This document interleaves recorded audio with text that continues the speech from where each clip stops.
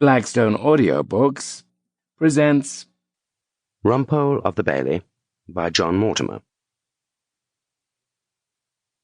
The book bears the dedication for Irene Shubik. Rumpole and the Younger Generation. I, Horace Rumpole, barrister-at-law, 68 next birthday, Old Bailey hack, husband to Mrs. Hilda Rumpole, known to me only as she who must be obeyed, and father to Nicholas Rumpole, lecturer in social studies at the University of Baltimore. I've always been extremely proud of Nick.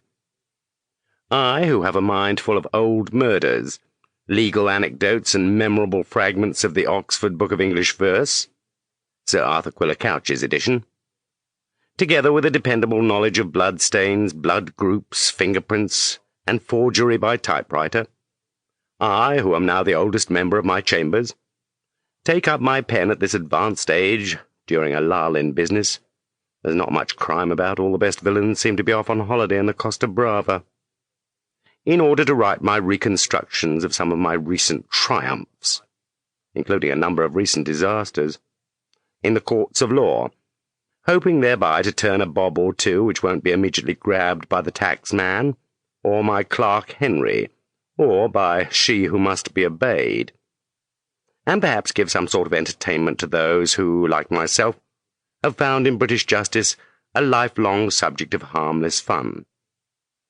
When I first considered putting pen to paper in this matter of my life, I thought I must begin with the great cases of my comparative youth, the Penge Bungalow murder, where I gained an acquittal alone and without a leader, or the Great Brighton Benefit Club forgery, which I contrived to win by reason of my exhaustive study of typewriters.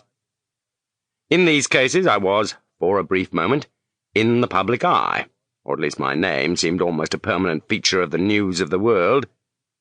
But when I come to look back on that period of my life at the bar, it all seems to have happened to another Rumpole, an eager young barrister, whom I can scarcely recognize, and whom I am not at all sure I would like, at least not enough to spend a whole book with him.